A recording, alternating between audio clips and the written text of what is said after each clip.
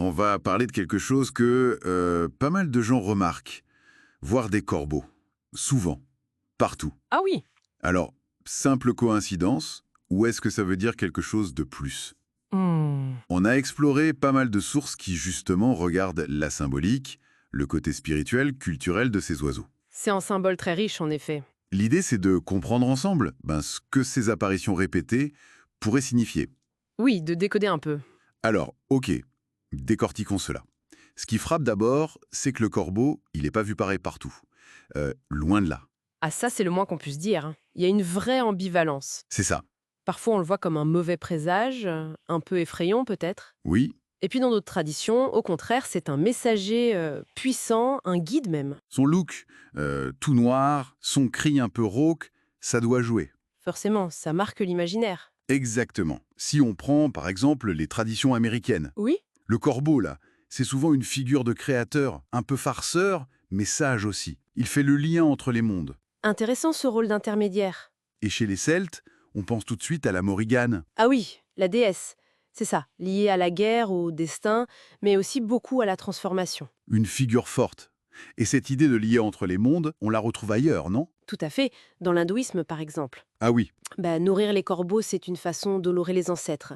Leur présence peut être un signe, une protection qui vient de l'au-delà. d'accord. Et ce qui est frappant, c'est que même aujourd'hui, dans une spiritualité plus moderne, moins liée aux mythes anciens, Hmm, hmm. on garde cette idée du corbeau comme signe de changement ou comme un rappel à écouter son intuition C'est fou comme ça traverse le temps et les cultures. Ça nous amène à une autre dimension, peut-être plus intérieure. psychologique. Exactement. Et là, la perspective de Carl Jung est assez éclairante, je trouve. Jung, oui, Pour lui, tu vois, quand un animal apparaît souvent dans notre vie ou dans nos rêves, ça peut être la manifestation d'un archétype, un archétype, c'est-à-dire. un symbole universel de notre inconscient collectif. Et le corbeau, avec son lien très fort à la vie, à la mort, à l'ombre, à la lumière, Il coche toutes les cases, quoi. voilà, il pourrait bien incarner un archétype puissant. Donc voir des corbeaux souvent, ce serait pas juste un truc extérieur, ce serait un écho en nous. C'est ça l'idée. Ça pourrait pointer vers une confrontation nécessaire, Avec quoi? avec une part de soi qu'on ignore peut-être. Ou alors, ça annonce une transformation intérieure qui se prépare. Hmm, Il faut se poser la question, est-ce qu'il y a une décision importante qui arrive, des émotions fortes qui remontent, un besoin de lâcher quelque chose? une vieille habitude, une blessure. Voilà.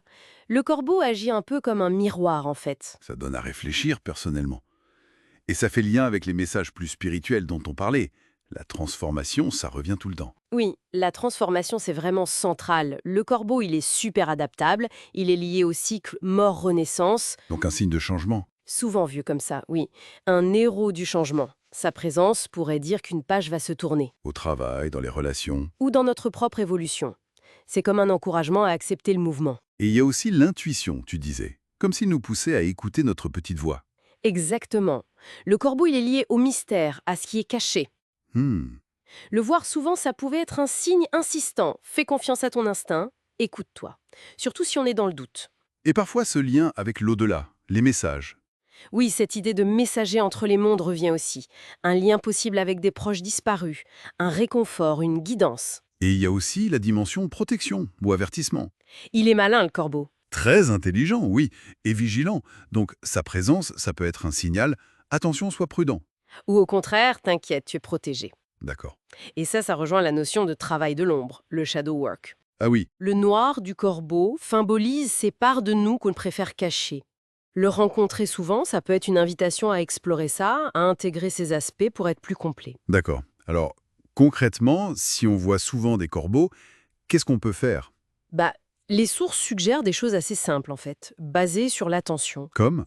Tenir un petit journal, noter ce qu'on pense, ce qu'on ressent quand on les voit, Mhm. prendre un moment pour méditer sur le message possible, ou juste, Les observer. avec curiosité, respect. L'idée, c'est de ne pas avoir peur, mais de s'ouvrir à ce que ça peut nous apprendre sur nous. Exactement. Ne pas projeter de la peur, mais plutôt de la curiosité. C'est ça. Au final, ce qui est clair, c'est la richesse du symbole. Il n'y a pas une seule bonne interprétation. Quoi? C'est complexe. Les significations culturelles, psychologiques, spirituelles, tout ça se mélange, s'enrichit.